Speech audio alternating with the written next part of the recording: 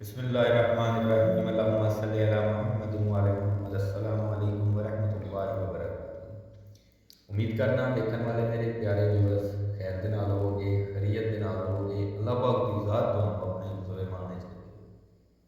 अज की जिहड़ी वीडियो, अज का जिहड़ा पैगाम, अज की जिहड़ी कहानी मैं अपने दोस्तों की लैके आया हूँ। दोस्तों बहुत ज़्यादा बहुत ज़्यादा सबक और मेरी अज की कहानी का मेरे अज के वाक़े का टॉपिक है, मेरे अज के अनुमान है मेरी गल का भरोसा ते यकीन। दोस्तों भरोसा ते यकीन, अगर तुसी कुछ ये लभना चाहते हो, कोई तुहानू फायदा अपना लेना चाहते हो तो वीडियो को एंड तक लाजमी देखियो। इंशाअल्लाह तुसी एंड तक देखोगे तो तुहानू कोई एक ना एक गल मेरी पूरी इस वीडियो के जरूर मिलेगी जी। ध्यान अपने असल टॉपिक वाल, अपनी असल गल वाल। दोस्तों एक बंदा होता है, वो बंदा अपने मोढे के उत्ते अपने सके पुत्र, अपने जने हुए पुत्र मोढिया से बांधता है तो बहुत ज़्यादा उच्ची इमारत से दूसरी इमारत तक एक रस्सी बांधता है।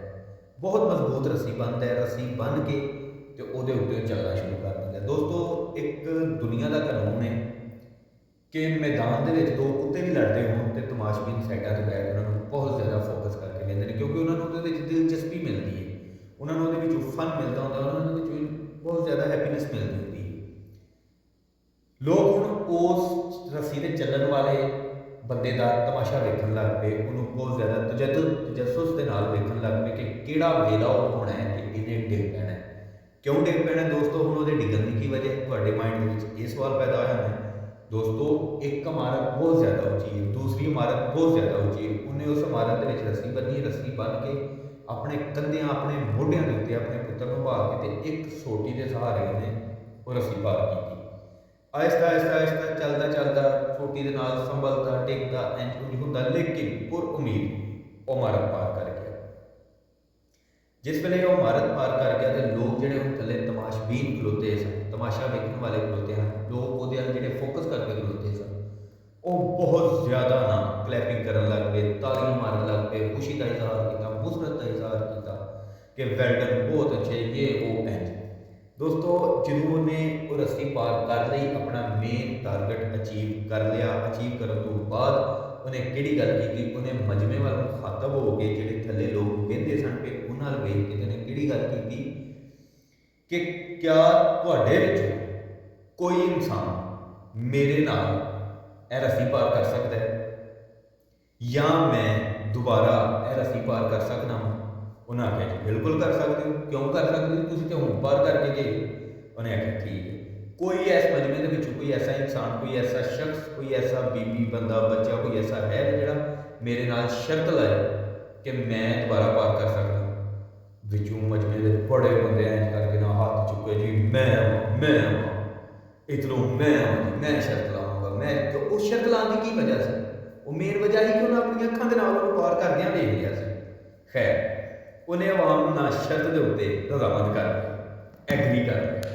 जिस वेले उन्हें एग्री कर लिया ना तो उन्हें अगों एक होर सवाल कर दिया। दोस्तों इस गल को इतने ठहर के एक सैकेंड का थोड़े कोल टाइम है, 1 मिनट का टाइम है, सोचो उन्हें हूँ क्यों रोके? उन्हें इसलिए रोकया, वो रोक के कहता है कि अगे मेरे कंधियां ते मेरा बेटा सवार सी, क्या तुहाडे विच कोई बह के मेरे कंधियां ते पार कर सकता है रस्सी? मजमे ते खामोशी छा गई। मजमे नूं हुण अपनी पै गई कि सानूं इहने सुੱਟ के मार देना, क्योंकि उन्होंने उहदे ते यकीन नहीं सी। जिस वेले उन्हें ये गल की ना, मजमा सारा खामोश हो गया। उन्हें मजमे वाले मुखातब का हो गया ना उतों, उन्हें मजमे वाले ने देख के मुखातब हो गए, उन्हें गल की तो तरीक साथ उन्हें जुमला बोल दिता। उन्हें आख्या यकीन वो होंदा है जिहड़ा हर इंसान से भी इंसान कर सकता है, लेकिन भरोसा वो चीज़ है कि जिहड़ा अपने आप को फना करना पैंदा, अपने आप को एंड वालियां डीपली गहराइयां दे विच जाके जो इंसान फना हो जाता ना, भरोसा उदों होंदा है। दोस्तों मेरी गल इत्थे जिहड़ा मौका है, टॉपिक है, जिहड़ी मेरी कहानी है, इत्थे दी एंड है। लेकिन अगों ये मैं तुहानूं एक होर गल सुनाना चाहता हाँ। वो गल ये दोस्तों कि साडी पंजाबी दे विच कहावत है, बहुत ज़्यादा मशहूर तो मकबूल कहावत है कि यकीन कमल के पीर कमल, तो किसी आख्या यकीन कमल। ਵੇਖੋ ਦੋਸਤੋ, ਅਸੀਂ ਡਾਕਟਰ ਦੇ ਕੋਲ ਜਾਂਦੇ ਹਾਂ ਮੈਡੀਸਨ ਲੈਣ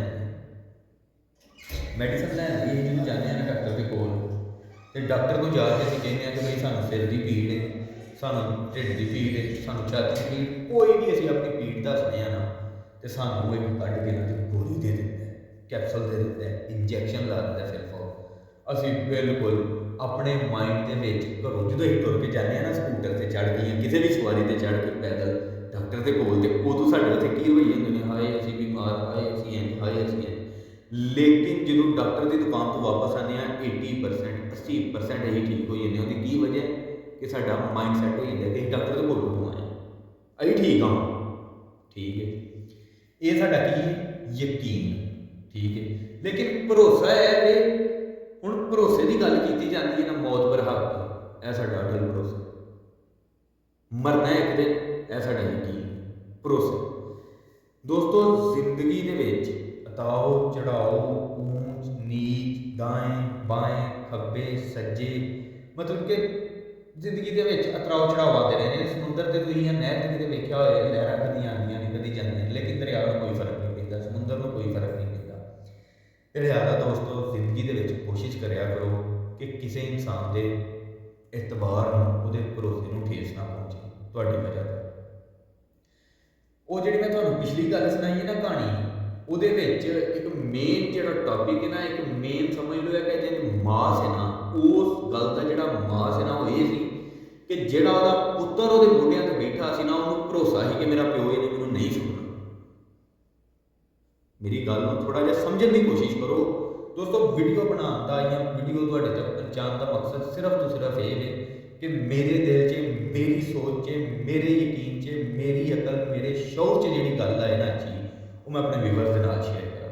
ਦੋਸਤੋ, ਮੇਰਾ ਕੁਝ ਵੀ ਨਹੀਂ ਚਾਹੁੰਦਾ, ਮੈਂ ਇਹ ਚਾਹੁੰਦਾ ਹਾਂ ਕਿ ਕੋਈ ਇੱਕ ਅੱਛੀ ਗੱਲ, ਕੋਈ ਇੱਕ ਪੁਆਇੰਟ ਤੁਸੀਂ ਨੋਟ ਕਰ ਲਓ, ਉਸ ਪੁਆਇੰਟ ਦੇ ਉੱਤੇ ਤੁਸੀਂ ਅਮਲ ਕਰੋ। ਉਸ ਪੁਆਇੰਟ ਦੇ ਉੱਤੇ ਅਮਲ ਕਰਨ ਦੇ ਨਾਲ ਤੁਹਾਡੇ ਜਿਹੜੇ ਫਰਿਸ਼ਤੇ ਨੇ ਨੇਕੀ ਲਿਖਣੀ ਹੈ, ਸ਼ਾਇਦ ਉਹਦਾ ਅਜਰ ਮੈਨੂੰ ਵੀ ਮਿਲ ਜਾਏ। ਮੌਲਾ ਅਲੀ अलैहिस्सलाम ਦਾ ਇੱਕ ਫਰਮਾਨ ਯਾਦ ਆ ਗਿਆ।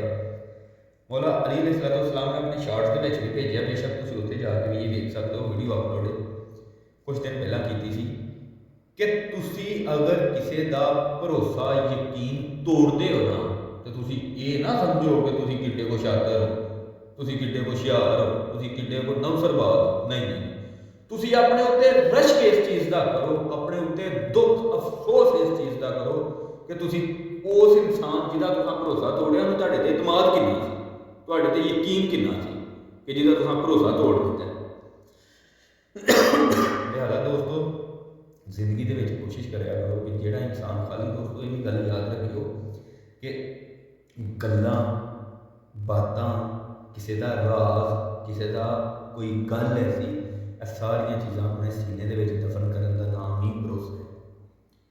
ਉਮੀਦ ਕਰਨਾ ਕਿ ਮੇਰੀ ਵੀਡੀਓ ਥੋੜੀ ਜਿਹੀ ਹੋ ਜਜ਼ਬਾਤੀ ਗਈ ਹੈ, ਬਾਕੀ ਤੁਹਾਨੂੰ ਉਮੀਦ ਹੈ ਪਸੰਦ ਆਏਗੀ।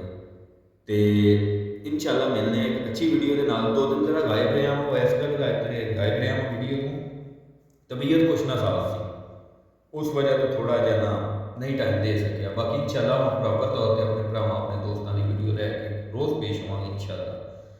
ਆਖਰ ਦੇ ਵਿੱਚ ਆਪਣੇ ਭਰਾ ਨੂੰ, ਆਪਣੇ ਵੀਰ ਨੂੰ ਇਜਾਜ਼ਤ ਦਿਓ ਤੇ ਦੁਆਵਾਂ ਵਿੱਚ ਜ਼ਰੂਰ ਯਾਦ ਰੱਖਿਓ। ਮਿਲਦੇ ਹਾਂ ਇੱਕ ਅੱਛੀ ਤੇ ਨਈ ਵੀਡੀਓ ਦੇ ਨਾਲ, ਸਬਕ ਅਮੂਜ਼ ਵੀਡੀਓ ਦੇ ਨਾਲ। अस्सलामु अलैकुम वरहमतुल्लाहि वबरकातुहू।